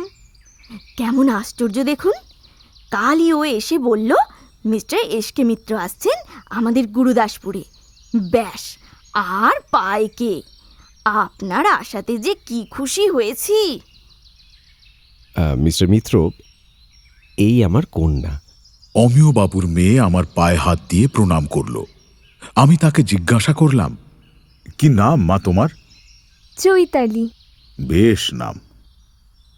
ও এই বছরই গ্র্যাজুয়েশন কমপ্লিট করবে। তারপর ভাবছি বাঙালি সুপাত্র দেখে বিয়েটা দিয়ে দেব। সে যেরকম পাত্রই হোক না কেন, ডাক্তার যেন না হয়। কেন? ডাক্তারে এত অনীহা কেন মা? আমার বাবাকে তো দেখছি, ডাক্তারদের সংসারের সঙ্গে কোনো সম্পর্ক থাকে না। প্রতিদিন বাড়ি আর হাসপাতাল এই করতেই কেটে যায়। একটা কোথাও বেরোতে বললেও যাবে না। দেখুন দেখি, প্রায় রাতে কলবকেলেই হাসপাতালে ছোটে, আর ওই পাশের লাশ কাটা ঘরে মরা কাটতে থাকে। আর এদিকে বাড়িতে আমার মা চিন্তা করেই মরে। আচ্ছা বেশ, দেখছি কি করা যায়। চিন্তা নেই তোমার চৈতালি। তোমার সঙ্গে যার বিবাহ হবে সে ছেলে ডাক্তার নন, কোনো এক বিলেত ফেরত ইঞ্জিনিয়ার। তোড়জোড় শুরু করুন ডক্টর চ্যাটার্জি। সামনের বছর অগ্রহায়ণেই মেয়ের বিয়ের শুভ যোগ দেখতে পাচ্ছি। বাহ, দারুণ একটা ভালো খবর শোনালেন মিস্টার মিত্তির। কি বলেছিলাম তোমায়? গুরুদেব সব বলে দিতে পারেন। এই গরমেও চা সহযোগে চলতে লাগলো আমাদের কথোপকথন। অল্প সময়ের মধ্যেই তারা খুব ঘনিষ্ঠ হয়ে উঠলেন। বেশ ভালো লাগলো তাঁদের। এ কথা সে কথা হওয়ার পর মিসেস চ্যাটার্জির একটা কথায় পরিবেশটা থমথমে হয়ে গেল, আর সে প্রসঙ্গ উত্থাপন হতেই আমার নাকে এলো আমার সুপরিচিত সেই বিচ্ছিরি গন্ধটা। বাবা, আপনার অন্যান্য বই পড়ার পাশাপাশি আমি একটি প্রবন্ধও পড়ি। পানিহাটির সেই হাত কাটা নারী। হ্যাঁ, সে ঘটনা অনেক দিন আগেকার। তখন আমি ক্যালকাটা ইউনিভার্সিটিতে মাস্টার্স করছি। পড়েছি আপনি কিভাবে প্রেতাত্মাদের সাথে সংযোগ স্থাপন করেন, ভয়ঙ্কর অসুচি আত্মারা কিভাবে আপনার কাছে জব্দ হয় তা অনেক শুনেছি। হ্যাঁ, তা সত্য, কিন্তু এ কথা কেন বলছো মা? মাস তিনেক ধরে আমাদের এই কোয়ার্টারে অসম্ভব ভূতের উপদ্রব চলছে বাবা। রাত 10টা থেকে সেই উপদ্রব আরম্ভ হয় এবং চলতে থাকে শেষ রাত্রি পর্যন্ত। মেয়েটা শহরে হোস্টেলে থাকে, এই 2 দিন হলো এসেছে। এই 2 দিনে ওর অবস্থাও কেমন শোচনীয়। হ্যাঁ মিস্টার মিত্তির, এমন ব্যাপারটা শুরু হলো ঠিক কবে থেকে? দেখুন, আমি ডাক্তার, বিজ্ঞানের ছাত্র। এসব ভূত প্রেত পিশাচ মাম্বো জাম্বো এগুলোতে কোনো কালই বিশ্বাস করিনি, কিন্তু যা নিজে চোখে দেখেছি, মানে বলা ভালো দেখে চলেছি, সেটা অস্বীকার কি করে করি বলুন তো? আপনাকে প্রথম থেকেই বলি, মাস তিনেক আগেই একটা লাশ এলো আমার ডাইসেক্টিং রুমে। শুধু বডিটা, মাথা ছিল না, মানে মিসিং আর কি। সেদিনই আমাকে ওটার উপর রিপোর্ট করতে হয়েছিল। তারপর বাড়ি আসি ওই রাত 10টা নাগাদ। এসে হাত পা মুখ ধুয়ে বাথরুম থেকে বেরিয়েছি, দেখছি কলের জল পড়তে আরম্ভ করলো। আমি আবার গিয়ে জল বন্ধ করে এলাম, আবার সে এক ব্যাপার, মানে জল পড়েই যাচ্ছে। আবার জল ভর্তি বালতিটা শোয়ার ঘরে এসে হাজির। বালতিতে জল চলকাতে লাগে। প্রথমে অতটা গুরুত্ব দিইনি, পরদিন থেকে শুরু হলো আরো ভয়ঙ্কর কাণ্ড। রাত হতেই বাড়ির চারপাশ থেকে ভেসে আসতো পাঞ্জাবি ভাংড়া গানের সাথে পুরুষ কণ্ঠের হাসি হুল্লোড়ের শব্দ। তারপর বিকট একটা আর্তনাদ। আর তারও কিছুক্ষণ পরে ঘরের মধ্যে প্রবেশ করলো এক পাঞ্জাবি সর্দারজির দেহহীন কাটা মুন্ড, গলার কাছটা জমাট বাঁধা শুকনো রক্ত, মুখটা ধারালো অস্ত্র দিয়ে ক্ষতবিক্ষত করা, একটা চোখ কোটর থেকে গলে গিয়ে থেতলে বেরিয়ে এসেছে। মাথায় খোপা বাঁধা লম্বা চুল, অতি ভয়ঙ্কর সে মুখমণ্ডল, বুঝলেন? আমার স্ত্রী তো প্রথম দিনে এই কাণ্ড দেখে অজ্ঞান হয়ে যায়। বেশ কদিন অসুস্থ ছিল। কিছুদিন পর আবারও দেখেছি এক কাণ্ড। গুরুমুখী ভাষায় রোজ সে একই কথা বলে। সে বোঝায় যে তার নাকি খুব কষ্ট হচ্ছে।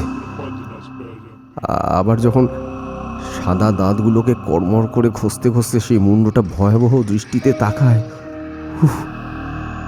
সত্যি বলছি মিস্টার মিত্র, মনে হয় যেন হৃৎপিণ্ডটাই বুঝি বেরিয়ে আসবে। কখনো সেই কাটা মুন্ড অট্টহাস্য করে ওঠে, তার সেই হাসির আওয়াজে আমার শোয়ার ঘর কেঁপে ওঠে। জানেন, বিশ্বাস করুন মিস্টার মিত্র, এক ফোঁটা আমি বাড়িয়ে বলছি না, সবটা গোটা ঘটনাটা আমার চোখে দেখা। কি ভয়ানক সে দৃশ্য! জানেন, মেডিকেল কলেজে একবার আমাদের ডিবেট হয়েছিল ছাত্রদের মধ্যে, ভূত আছে কি নেই। সেদিন আমি ভূতের অস্তিত্ব নেই এর পক্ষ থেকে যুক্তি দিয়ে প্রাইজ জিতেছিলাম। আর আজ আমি ডক্টর অমিয় চ্যাটার্জি সজ্ঞানে স্বীকার করছি ভূত আছে, আমি দেখেছি। ইনফ্যাক্ট এই নিয়ে আমি ডাক্তারি ম্যাগাজিনে লিখব ঠিক করেছি। গুরুদেব, গুরুদেব, আপনি আপনি বাঁচান আমাদের গুরুদেব। এইভাবে চলতে থাকলে আমরা হয় পাগল হয়ে যাব, নয়তো না ঘুমিয়েই মরে যাব। কি বিভৎস সেই মুখ, ভাবলেই গা শিউরে ওঠে। তাঁদের অনুরোধে পাশেই শোয়ার ঘরটায় গিয়েছিলাম এবং তখনই আমার নাকে এসেছিল একটি বিশ্রী গন্ধ, যা আমাকে বারবার অতৃপ্ত অসুচি আত্মার উপস্থিতির বার্তা বয়ে এনে দেয়। আমি দেখছি কি করা যায়। আপনাদের একটু সাবধানে আর একটু ধৈর্য ধরতে বলবো। আজ রাতেই এর ব্যবস্থা করছি। ঘর থেকে বেরিয়ে ডক্টর চ্যাটার্জির কাছে জানতে চাইলাম তার লাশ কাটা ঘরে আসা মুন্ডহীন লাশটির ব্যাপারে। উনি প্রসঙ্গত জানালেন, ডেড বডিটা ছিল একজন সর্দারজির। তার শরীরের মধ্যে কোনো রকম বিষ পাওয়া যায়নি, বাট স্টোমাকে ছিল প্রচুর মদ। আমার ধারণা খুব সম্ভবত কেউ তার শরীর থেকে মাথাটাকে কেটে আলাদা করে যাতে কেউ চিনতে না পারে। পরে পুলিশি তদন্তে জানা গেছে যে বডিটা একজন ব্যবসায়ী সর্দারজির, নাম সুরজিৎ সিং। পুলিশের মুখেই যেটুকু জানতে পারি তা হলো দুই বন্ধু সর্দারজি একসঙ্গে মদের বোতল নিয়ে বসে। অনেক রাত অবধি আড্ডা, নাচ, গান, হই হুল্লোড় এসব চলতে থাকে। এদের এই মদের নেশা যখন বাড়ে তখনই এদের কথা কাটাকাটি শুরু হয়। এই সময় একজন অপরজনকে ভোজালি দিয়ে কেটে মেরে ফেলে। এই যে মারা গেল, যে খুন হলো, সেই হলো সুরজিৎ। ঠিক আছে ডক্টর চ্যাটার্জি, আমার যথেষ্ট জানা হয়ে গেছে। আজ রাতেই বিষয়টা দেখব। আর কথা দিচ্ছি আজকের পর থেকে আপনাদের আর ওই দুষ্টু আত্মার দৌরাত্ম্য সহ্য করতে হবে না। আপনারা নিশ্চিন্তে থাকুন। সেদিন ওনাদের জোড়াজুড়িতে দুপুরের খাওয়া দাওয়াটা ওখানেই সারতে হলো। বড় তৃপ্তি করে অনেক দিন পর বাঙালি রান্না খেলাম। মলিনা দেবীর রান্নার হাতটি যথেষ্ট ভালো।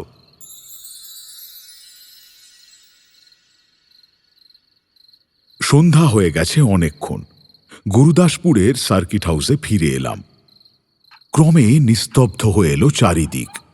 কোনো রকমে ডিনারটা সেরে একটা সিগারেট ধরালাম। মাথার মধ্যে শুধু ঘুরতে লাগলো সুরজিৎ সিং নামটা। মাস তিনেক আগেও কোথাও যেন এই নামটার ব্যাপারে জড়িত একটি ঘটনার কথা শুনেছিলাম। রাত বাড়তে লাগলো। ঘড়ির কাঁটা রাত 12টায় ঘা দিল।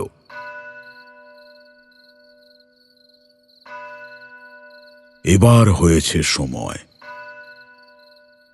আমার বড় সুটকেসটা খুলে ত্রিশূল ও বাঘছালের আসনটাকে বার করে বসলাম সেই আসনে। ঘড়ির কাঁটার টিক টিক শব্দ।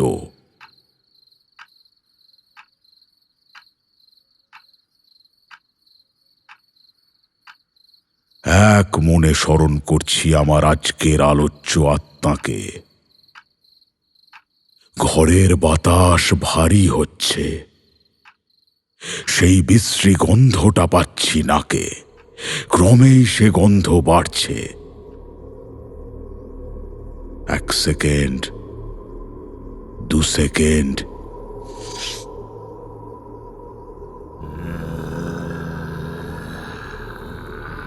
আমার সামনে হাজির হলো ধরহীন এক বিভৎস কাটা মুন্ডু। মুখে তাঁর প্রচণ্ড আক্রোশ। দাঁতে দাঁত ঘষতে ঘষতে সেই কাটা মাথা আমার দিকে এগিয়ে আসতে লাগলো। উঁচু করে তুলে ধরলাম ত্রিশূলটা। দৃঢ় কণ্ঠে হিন্দিতে প্রশ্ন করলাম, সাবধান, আপ সুরজিৎ সিং না?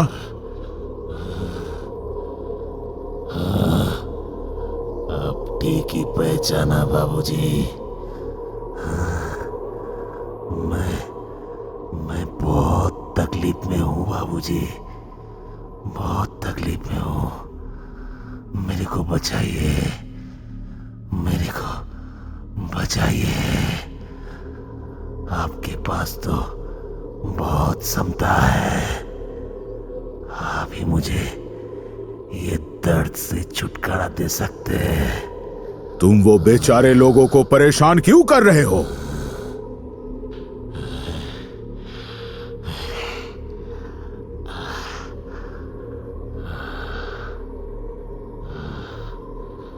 माफ कर दीजिए बाबूजी, बहुत दर्द हो रहा है, बहुत दर्द हो रहा है।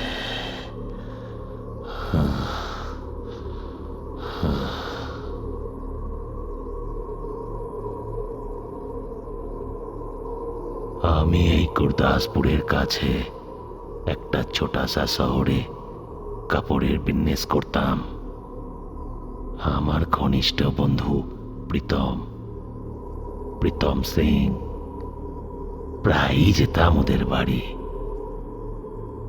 ওদের বাড়ি গেলে আমার ছিল আলাদাই খাতির যত্ন। প্রীতমের স্ত্রী অমৃত কৌর, সেও আমাকে খুব শ্রদ্ধা করত। রাতে না খাইয়ে কোনোদিন ছাড়তো না। এমনকি অনেকদিন ওদের বাড়িতেও থেকে যেতাম। প্রীতমের ছিল টিনের কারখানা, বিজনেসের অবস্থাও ছিল বেশ ভালো। অমৃতের অবশ্য কোনো বাল বাচ্চা হয়নি। সেই নিয়ে হাজবেন্ড ওয়াইফের মধ্যে কোনো দুঃখ ছিল না, পরম শান্তিতেই থাকতো ওরা। অমৃত কৌর ছিল অপূর্ব সুন্দরী, বয়স ওই 25-26 হবে বাবুজি। দেখিয়ে বাবুজি, আমি তো শাদিবাদি করিনি, নিজের বিজনেস আর বন্ধু বান্ধব নিয়ে আনন্দে কাটিয়ে দিতাম। লেকিন অমৃতকে আমার বহুত ভালো লেগে গেল। তার কথাবার্তা আর ওই চেহারাতেই ছিল আলাদাই আকর্ষণ। জানোয়ার তুমি একটি! নিজের বন্ধুর স্ত্রীর দিকে ওভাবে দেখতে লজ্জা করে না? সেই লোভই তো আমায় একেবারে শেষ করে দিল বাবুজি। বলো তারপর কি হলো? উঁচু করে তুলে ধরলাম ত্রিশূলটা।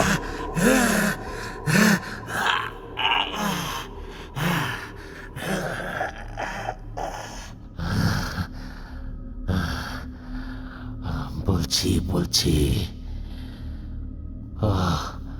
वो त्रिशूल मत उठाइए बाबूजी, मत उठाइए। आपका वो जो त्रिशूल है ना, बहुत खतरनाक है। कृपा करके वो मत उठाइए, मत उठाइए।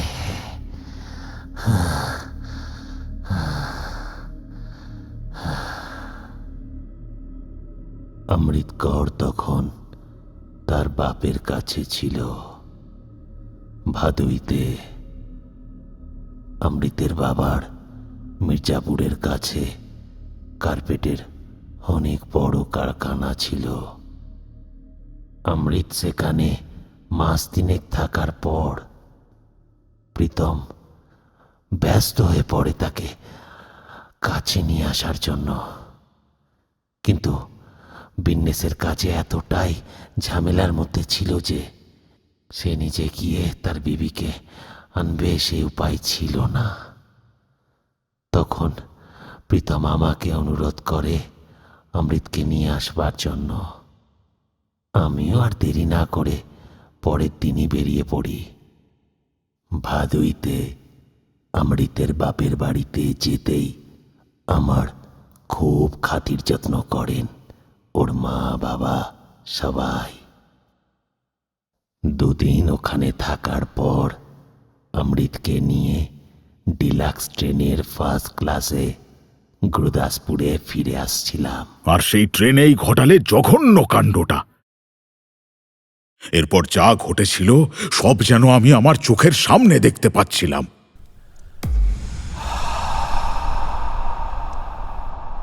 দিল্লিগামী ডিলাক্স ট্রেনটার ফার্স্ট ক্লাস কুপের মধ্যে অমৃত কর আহারাদি সেরে লোয়ার বার্থে শুয়ে পড়েছিল, কিন্তু সে তখন তারই পায়ের দিকে বসে পান করে চলেছিল গ্লাসের পর গ্লাস স্কচ হুইস্কি। নৈনি স্টেশনে পৌঁছবার কিছু আগেই তার লোলুপ দৃষ্টি পড়েছিল অমৃত কৌরের সুঠাম ও সুন্দর দেহটার ওপরে। তার মধ্যে দেখা দিয়েছিল প্রবল উত্তেজনা ও কাম শক্তি। তখন সে হিতাহিত জ্ঞান হারিয়ে ফেলেছিল। অমৃতের ইচ্ছার বিরুদ্ধে এবং ঘোর আপত্তি সত্ত্বেও তার উপর সে করেছিল চরম নির্যাতন। অমৃত কর প্রবল ক্রোধের সঙ্গে জানিয়ে দিয়েছিল সে সব কথা বলে দেবে তার স্বামী প্রীতম সিং এর কাছে। তখন সে পাগলের মতো কাঁদছিল আর বলে চলেছিল সে ভাবতেই পারে না কোনো মানুষ তার মতো পশু হয়ে যেতে পারে। প্রচুর সুরাপানের ফলে সাধারণ জ্ঞানটুকু হারালেও সুরজিৎ সিং এর মনে দেখা দিয়েছিল একটা প্রবল ভীতি ও আতঙ্ক। সে আর এক মুহূর্ত সময় নষ্ট না করে তার কৃপাণ দিয়ে অমৃত কৌরের দেহটাকে ক্ষতবিক্ষত করেছিল। রক্তে ভরে গিয়েছিল সারাটা বার্থ। ক্রমে অমৃতের চোখ দুটো নিমীলিত হয়ে এসেছিল। মৃত্যুর আগে সে কোনো রকমে বলেছিল তার শেষ কথা, আমাকে তুমি খুন করেছ, আমি চললাম। তবে গুরুজির কৃপায় এই সারা ট্রেনটাকে ভেঙে চুরমার করে দেব। এই বিষাক্ত ট্রেনের যাত্রীদেরও আমি নিশ্চিহ্ন করে দিয়ে যাব।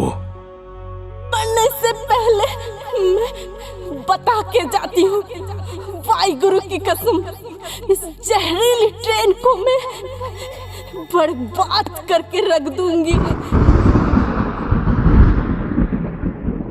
তারপরেই সব শেষ হয়ে গেল। সুরজিৎ আতঙ্কগ্রস্ত হয়েছিল সন্দেহ নেই, কিন্তু নৈনি স্টেশনের কাছে সবুজ সংকেত না পাওয়ার জন্য ট্রেনটা হঠাৎ গিয়েছিল দাঁড়িয়ে।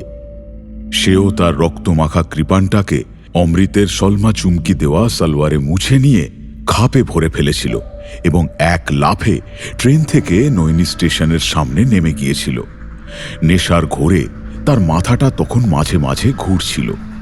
নৈনি স্টেশনের প্ল্যাটফর্মে পৌঁছবার পরেই ঘটেছিল এক ভয়াবহ ট্রেন দুর্ঘটনা।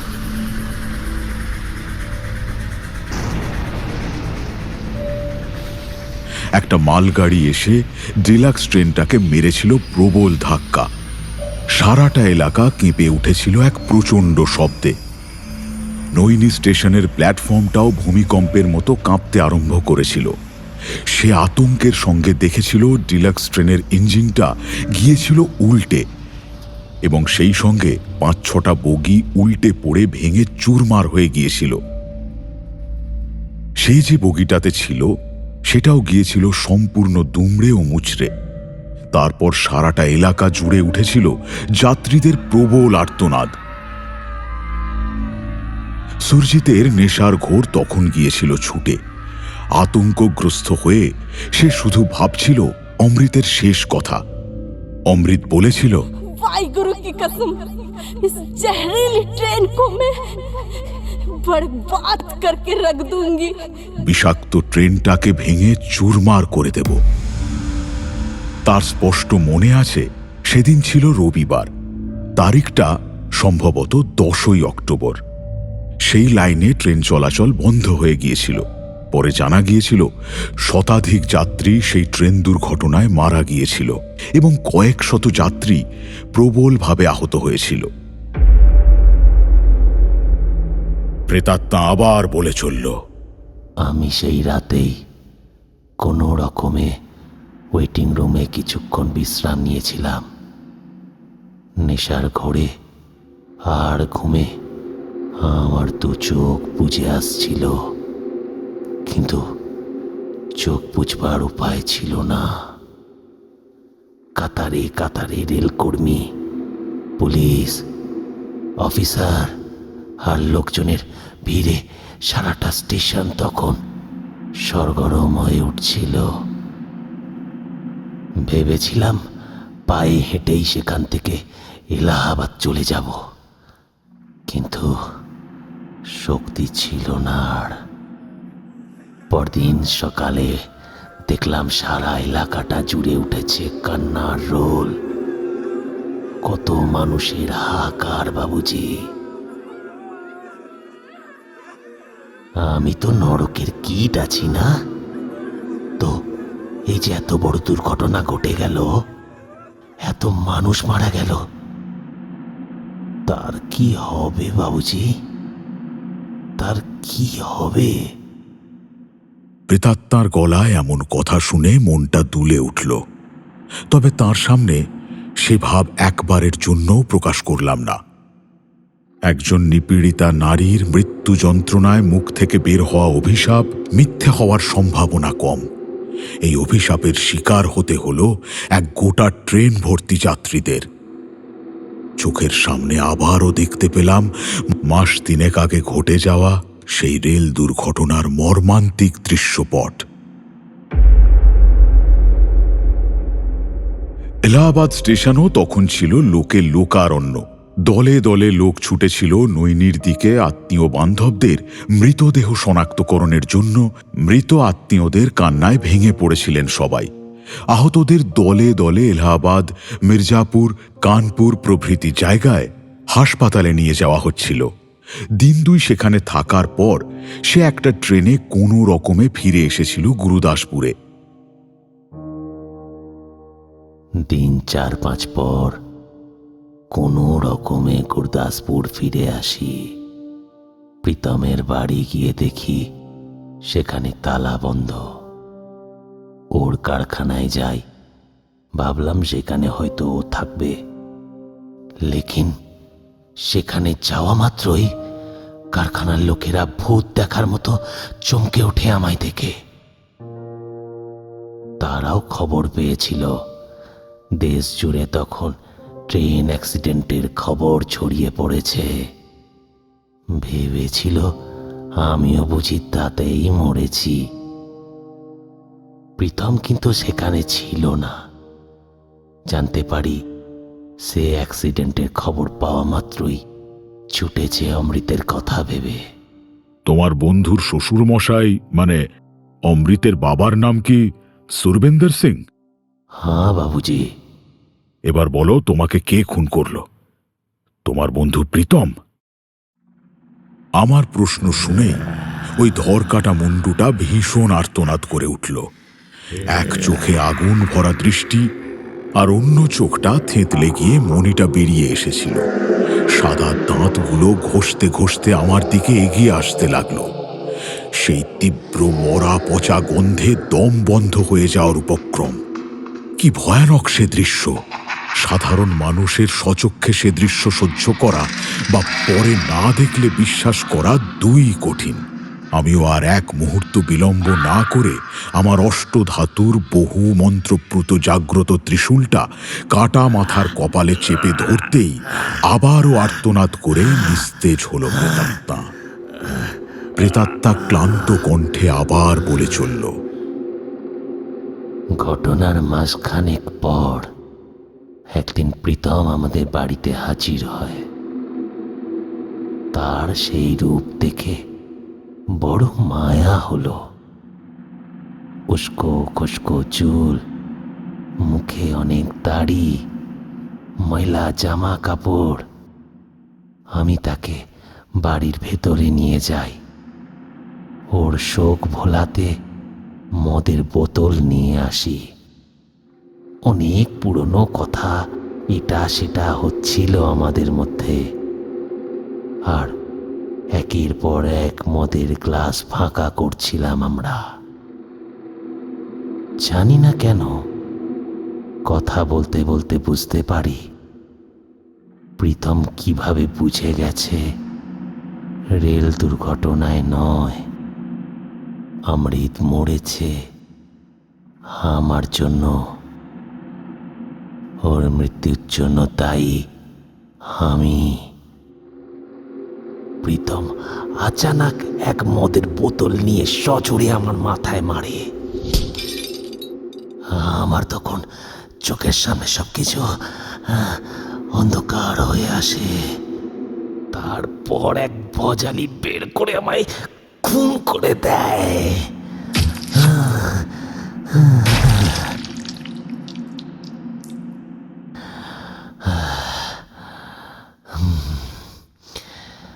পরে এই লোকে এসে জেনেছি যে আমার গলা কেটে মুন্ডুটাকে থেতলে থেতলে শেষ করে ফেলে।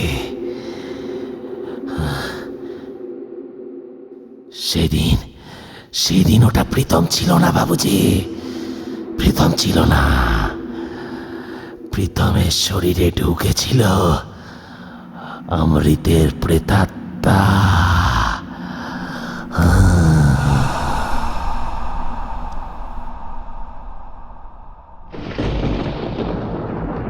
সুরজিৎ সিংয়ের ধর কাটা মুন্ডটা এক চোখে আগুন ভরা দৃষ্টি নিয়ে আমার দিকে এগিয়ে আসছিল, আর সাদা দাঁতের দুটো পাটিকে সামনে ঘষে চলেছিল। সত্যি অতি ভয়ঙ্কর সে দৃশ্য। তার গরম নিঃশ্বাস পড়ছিল আমার গায়ে। বিন্দুমাত্র বিলম্ব না করে আমি ত্রিশূলটা উঁচু করে ধরা মাত্রই মুন্ডটা দূরে সরে গিয়েছিল এবং কাতরভাবে জানিয়েছিল তার দেহটা লাশ কাটা ঘর থেকে নিয়ে গিয়ে পুড়িয়ে দেওয়া হয়েছে, কিন্তু মুন্ডটা গুরুদাসপুর শ্মশানের কাছেই একটা খালের ধারে পড়ে আছে। তাই সে বড়ই কষ্ট পেয়ে চলেছে। আবার সে কাতর কণ্ঠে জানিয়েছিল তাকে একটু শান্তি দেবার জন্য। এলাহাবাদে থাকতে মাস তিনেক আগের একটা ঘটনা বারবার আমার মনে আসতে লাগল। রবিবারের সকালে আমার সাক্ষাতে আসেন এক ষাটোর্ধ্ব পাঞ্জাবি শেঠ ভদ্রলোক। তার বাড়ি ভাদুইতে। নমস্তে, আমার নাম সুরবিন্দার সিং আছে বাবুজি। আপনার নাম আমি মির্জাপুরের মাহেশ্বরী পরিবারের কাছে অনেক শুনেছি। আপনার কাছে এলাম একটা ব্যাপার জানতে। ভদ্রলোকের কণ্ঠস্বরে কাতর অনুনয়ের সুর আমাকে ওনার প্রতি সহানুভূতি জাগিয়ে তুলতে বাধ্য করল। আপনি বসুন সিংজি, ঠান্ডা মাথায় বলুন কি ব্যাপারে আপনি আমার সাহায্য আশা করেন। আপনি তো মহান তন্ত্র সাধক আছেন, যদি আপনি আমাকে একটু সাহায্য করেন। তন্ত্র সাধনা অনেক পরের কথা সিংজি। মানুষের কষ্টে, মানুষের বিপদে তাকে যদি সাহায্যই না করতে পারলাম, তবে তন্ত্র কেন? কোনো সাধনারই কোনো মূল্য নেই। ভদ্রলোক আমার কথা শুনেই হাউ হাউ করে কেঁদে ফেললেন। তার হাত দুটো ধরে সান্ত্বনা দিয়ে বললাম, শান্ত হন সিংজি। যদিও কিভাবে আপনাকে সান্ত্বনা দেব আমি জানি না। সদ্য নিজের একমাত্র মেয়েকে হারিয়েছেন, এ শূন্যতা পূরণ করার নয়। ভদ্রলোক আমার কথা শুনে থমকে গেলেন। প্রথমে হয়তো অবাকই হলেন, তারপর চোখের জল মুছে কিছুটা সামলে বলতে লাগলেন, আপনার অসীম ক্ষমতা শুধু শুনেই এসেছিলাম, এখন তার প্রমাণ পেয়ে গেলাম। আপনি তো সবই বুঝে গেছেন বাবা। হ্যাঁ, রেল দুর্ঘটনায় আমার মেয়ে অমৃতকে আমি চিরদিনের মতো হারাই। তালগোল পাকানো বডিটা রেলের ফার্স্ট ক্লাস বগি থেকে একটা ট্রেতে করে এনেছিল। শুধু কাটা দুখানা পা আস্ত ছিল, আর সে পায়ের আঙুলের আংটি দেখে চিনতে পারি ওটা আমার মেয়ে অমৃত। প্রবল শোকে প্রায় রুদ্ধ হয়ে আসছিল এবং দু চোখ জলেতে ভরে গিয়েছিল। তাকে সান্ত্বনা দিয়েছিলাম এবং জানিয়েছিলাম যতদূর মনে হয় অমৃত কৌর সেই দুর্ঘটনার কিছুক্ষণ আগেই নৃশংসভাবে নিহত হয়েছে এবং তার স্বামীর বন্ধুটি তখনও বোধহয় বেঁচে আছে।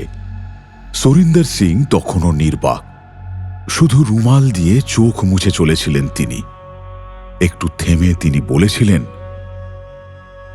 সেদিন ক্লান্ত হয়ে বাড়ি ফিরেছিলাম। আমার স্ত্রীর শরীরটাও এ কদিনের শোকে বিধ্বস্ত অবস্থা। রাতে কিছু না খেয়ে শুয়ে পড়েছিলাম। ক্লান্তিতে চোখে ঘুম জড়িয়ে ধরেছিল।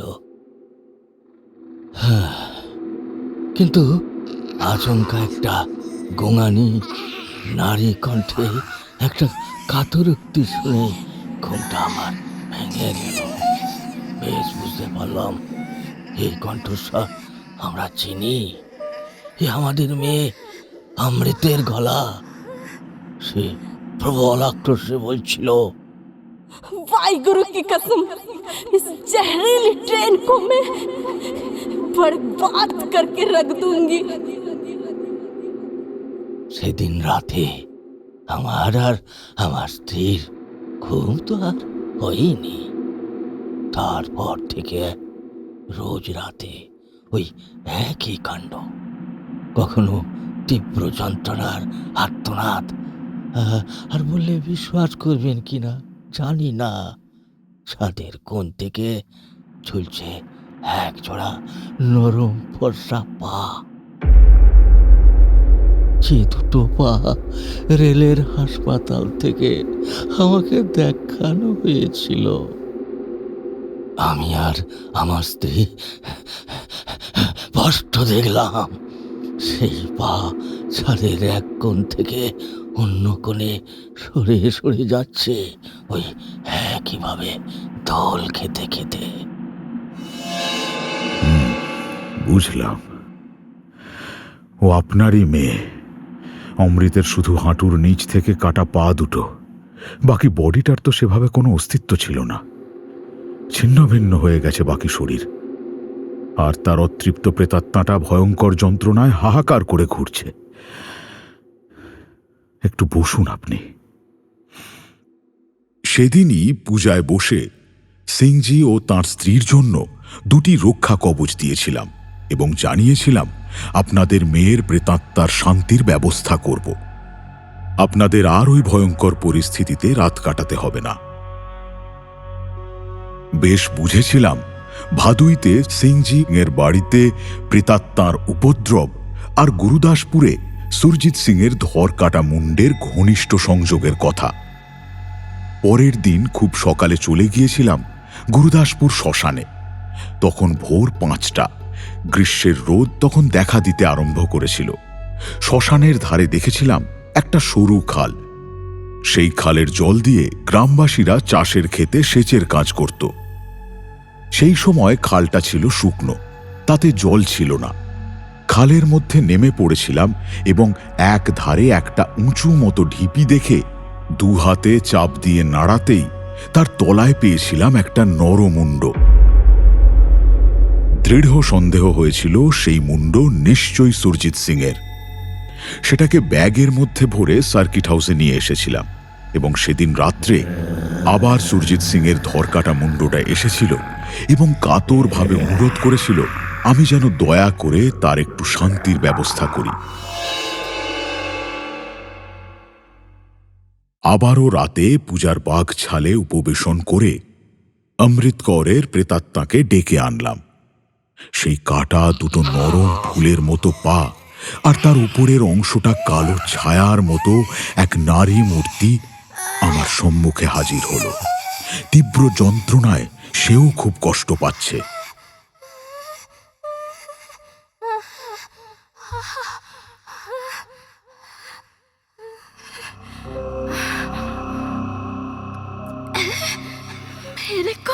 मेरे को मुक्त कर दीजिए बाबूजी।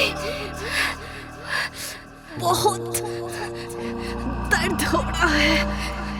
पूरा शरीर आग से जल रहा है बाबूजी। बहुत जल रहा है। करके मुक्त कर दीजिए बापूजी। তোমাকে নৃশংসভাবে হত্যা করা হয়েছে এ কথা সত্য ও যথার্থ নিন্দনীয়, কিন্তু মৃত্যুকালে তুমি যে নির্মম অভিশাপ একটা গোটা ট্রেনের সমস্ত নিষ্পাপ যাত্রীদের দিলে তা অত্যন্ত অন্যায়। এর সাজাও তোমাকে পেতে হবে।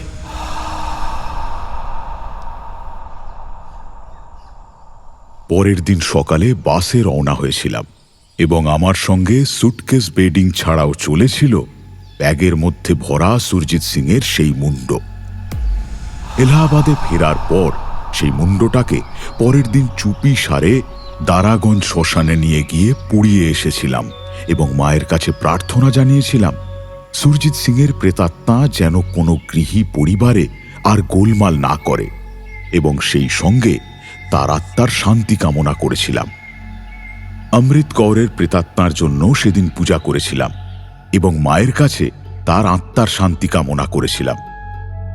নৈনী স্টেশন মাস্টার ও পদস্থ রেল কর্মচারীদের কাছে জেনেছিলাম লাইনের আশেপাশে মৃতদেহ যত খণ্ড বিখণ্ড অংশে পড়েছিল সেগুলি তারা ঝাঁট দিয়ে একত্র করে দাহ করে দিয়েছিল।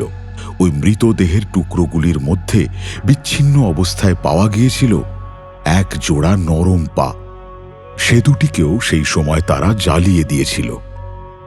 ফেরার আগে ডক্টর অমিয় চ্যাটার্জি ও মলিনা মায়ের সঙ্গে দেখা করতে গিয়েছিলাম। তাদের অন্তর থেকে ধন্যবাদ জানানোর ভাষা ছিল না, কারণ সেই রাতের পর থেকে আর তাদের কোয়ার্টারে কোনো রকম ভৌতিক উপদ্রব হয়নি। মলিনা ও ডক্টর চ্যাটার্জি সেদিন বিশেষভাবে অনুরোধ করেছিল তাদের দীক্ষা প্রদানের জন্য। দেখুন, আপনাকে আর মিস্টার মিত্র ডাকতে একেবারেই ইচ্ছে নেই। আমরা দুজনেই ঠিক করেছি আপনার ছত্রছায়ায় আশ্রয় নেব। সামনের মাসের 4 তারিখ শিলিগুড়িতে আপনাদের দুজনের আমন্ত্রণ রইল, আপনারা আসবেন। গুরুদাসপুর থেকে ফেরার পর কার্পেট রপ্তানির ব্যাপারে ইন্সপেকশনে গিয়েছিলাম ভাদুইতে। সুরিন্দর সিংয়ের কার্পেট কারখানাতেও যেতে হয়েছিল। তখন তার কাছে জেনেছিলাম আমার সঙ্গে দেখা হওয়ার দিন দুয়েক পরেই তাঁর বাড়িতে প্রেতাত্মার উপদ্রব বন্ধ হয়ে গিয়েছিল এবং তাঁদের জামাই প্রীতম সিংয়ের বাড়িতেও কোনো উপদ্রব আর হয়নি। প্রীতম সিং ও অমৃত কৌরের ছবি সেখানে দেখেছিলাম এবং লক্ষ্য করেছিলাম অমৃত কৌর সত্যিই ছিল অপূর্ব সুন্দরী। সিংজি ও তখনও সেই শোককে ভুলতে পারেননি। অমৃত কৌরের কথা উঠতেই তাঁর দু চোখ জলেতে ভরে এসেছিল। শেষ হল অবিশ্বাস্য সত্য সিজন 3, গল্প অন্যায়ের শাস্তি। রচনা মহাতন্ত্র সাধক সুদিন কুমার মিত্র। লেখকের ভূমিকায় কৃষ্ণেন্দু মণ্ডল, ডাক্তার অমিয় চ্যাটার্জির ভূমিকায় রূপম রায়, সুরজিৎ সিং, শুভম ব্যানার্জি, অমৃত কৌর, বনানী গোস্বামী, সুরবিন্দর সিং, তরুণ কর্মকার। অন্যান্য চরিত্রে সংহিতা, শারণ্যা ও সঞ্জয়। আবহ সঙ্গীত ও মিক্সিং মাস্টারিংয়ে আমি অর্ঘ্য। ব্যবস্থাপনা সঞ্জয় ও বিকাশ। নাট্যরূপ, শব্দ পরিকল্পনা, সম্পাদনা ও সমগ্র পরিচালনায় দেবজ্যোতি। শুনতে থাকুন এক্সট্রিম আর্টসের বিশেষ নিবেদন ফিকশন ক্লাসিক্স।